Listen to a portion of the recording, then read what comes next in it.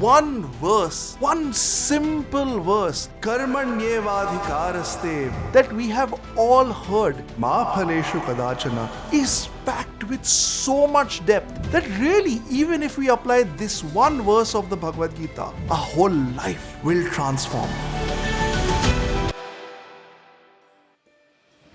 Recently, I was scrolling Instagram without really thinking, and one of these reels came up, and it showed a video where someone who had done something wrong then had something wrong happen to them. And the message at the end of it was, karma is a BIT, finish the rest of the sentence. And it really made me think, this wonderful, deep, life-changing message of karma. How long will we tolerate the Western world, which doesn't understand these concepts, to then misrepresent it? It's really important that we understand these core concepts like karma, like dharma, like our shastras, authentically based on what our scriptures are saying. And that is the focus of today's video, where we will dive deep into the fundamentals of karma in a way that is authentic and based on the Bhagavad Gita. So if this is of interest to you, do watch until the end of this video. And if you haven't subscribed yet, then subscribe to our channel now. This is a very small step for you, but it's a huge impact in our channel's mission of bringing authentic Bharatiya scriptural knowledge to as wide an audience as possible. In the Bhagavad Gita, Bhagwan Shri Krishna says, karmaṇ-evādhikāras mā phaleṣu kadācana mā karma phala heturbhur māte sangostva karmaṇi. Your right is to work only, but never to its fruits. Let not the result of action be your motive, nor let your attachment be to inaction. Bhagwan delivers this message to Arjuna in the battlefield. But really, this message could be whispered in all of our ears every single day. It is so timeless and so relevant. And yet, this famous verse of the Bhagavad Gita is today just flippantly translated, karm kar, phal ki asha na kar. I mean, think about it. If we were to just act without any hope for the results, would anyone actually do anything? And even if somehow they did the action, what would be the quality of the result? We know that Bhagwan isn't just giving a simple message, but a very, very deep one. What Bhagwan knows is that the moment any of us begin any action, our first thought is, will this succeed? We are so attached to the outcome that often our effort gets diluted because we're not able to do our best as a result of this anxiety. In fact, so often we're so afraid of what the result might be that we don't act at all.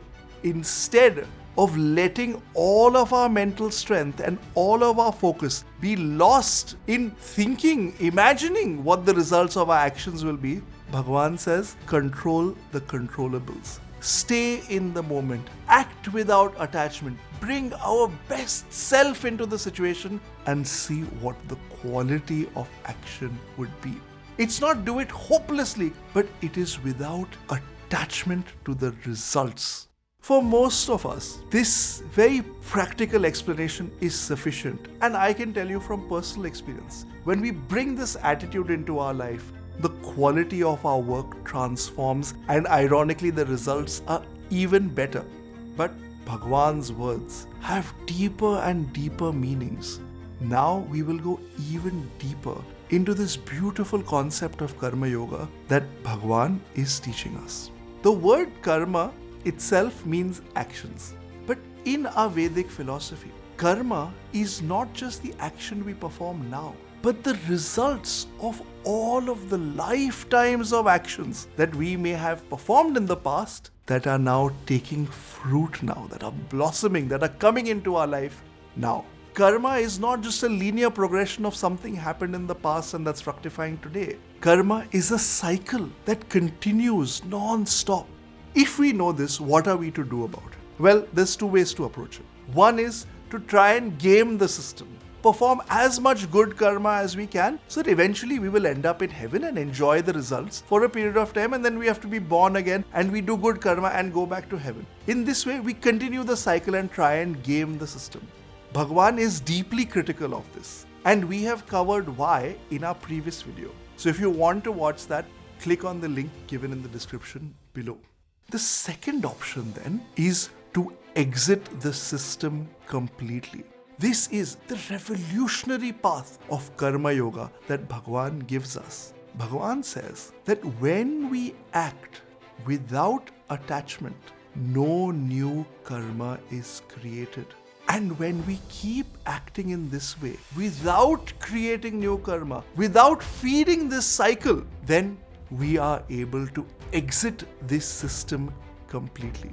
This is the wonderful experience that we know as moksha, as liberation, as nirvana, as attaining oneness with the divine. And we will be talking more about moksha, about self-realization in coming videos.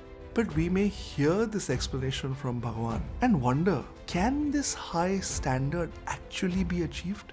And do we have examples in our culture of someone who has lived in this way, who has got caught up in the cycles of karma and then been able to exit it? We only need to look at the wonderful story of Raja Bharat to understand how one can navigate the challenges of karma. Raja Bharat was the son of Rishabdev, himself a great exalted king, who in the Bhagavatam is believed to be an avatar of Vishnu Bhagwan, and in the Jain tradition is believed to be a great Tirthankar, a self-realized master and a teacher of the highest order. And Rishabdev used to instruct his children, including Raja Bharat, in public. Why? So that firstly, whoever came to listen would be benefited by those teachings. And secondly, so that the public who was there would hold his sons to account and ensure that they lived in alignment with those teachings. Raja Bharat, who was the oldest son of Rishabdev, eventually became the king himself. And he ruled not just as a great king, but as a great spiritual seeker as well. And he applied these principles of karma yoga to purify his heart, acting without attachment and getting closer and closer to self-realization. Eventually, he took complete sannyas and on the riverbank started meditating with the intention of achieving that highest state of liberation. One day, whilst he was meditating, he was disturbed by the roar of a tiger. He opened his eyes to see a pregnant deer trying to cross the river in front of him. And because of the roar, she had been so startled that she suddenly gave birth to a baby deer and in her fear ran away. Raja Bharat was so moved by this spectacle and this helpless little deer that he got out of his seat of meditation and went and rescued that deer and started to take care of it. Now, if Raja Bharat had just served that deer, it would have been sufficient. But unfortunately, at that time, as he started to take care of this deer, he started to think of it as my deer. I own this little baby deer. I am the one who is caring for it. Without me, it will be nothing. And these thoughts created attachment to this deer. Eventually, even when Raja Bharat would try and meditate, his mind was only crowded by thoughts of this deer. And the deer being part of nature, one day, it just hopped away into the forest. Here Raja Bharat, in his last days, was unable to meditate and left this body just thinking of that deer. He had spent so long thinking about this being that he himself acquired the body of a deer. But his sadhana was so great that even though he was in the body of a deer, he remembered all of his past actions. And he knew that he was in that body only to play out that karma. He lived in the body of a deer for a time and eventually passed away again, only now to be reborn as a human. This time Raja Bharat decided that I have to attain complete realization within this lifetime itself. And because he knew that he had a tendency to become attached, in this lifetime he said, I will not say a word. So he didn't speak. He appeared to be dense. In fact, he appeared to be dumb and acquired the name Jada. And so in the Shastra, we know him as Jad Bharat. Jad Bharat tried to live with family, was unsuccessful. Eventually, he was thrown out of the house. He lived in a forest. In the forest, he spent his time in meditation, but appeared to passers-by as a crazy person. And one day, as Raja Raghugana was going through the forest, they saw Jad Bharat sitting there and said, come, carry my palanquin. while he was carrying the palanquin, of course, Jad Bharat could not step on insects and kill them. So he was going around these insects, and the king was wobbling in his palanquin, and he started to shout at Jad Bharat, "You are a young man with able body. Are you not even able to walk straight? What kind of a person are you?" Jad Bharat there, spontaneously, having spent his whole life trying to prove to people that he was dumb, started speaking words of the highest wisdom. He said to the king, "Today you are the king and I am a servant, but you don't know karma. If you act with attachment, tomorrow you may be born as a servant. And I was the great King Bharat, but look at me today." Raja Raghugana, hearing this, was shocked and requested this great Jnani to explain to him the path of liberation. This great being spontaneously in that moment gave him the highest instruction that is no different from what we study in the Bhagavad Gita. Having shared this divine vision, Raja Bharat attained liberation then and there, having completed his entire cycle of karma. And do you know what the amazing thing is? That baby deer to which Raja Bharat had become so attached was now Raja Raghugana, who also attained liberation through Raja Bharat's teaching. So what does this have to do with the message of Karma Yoga that Bhagwan is giving? Well, everything. Bhagwan says, karmaṇya-evādhikāras. Adhikar is the most important word here. Adhikar means right. Bhagwan says your right is only to the performance of karma.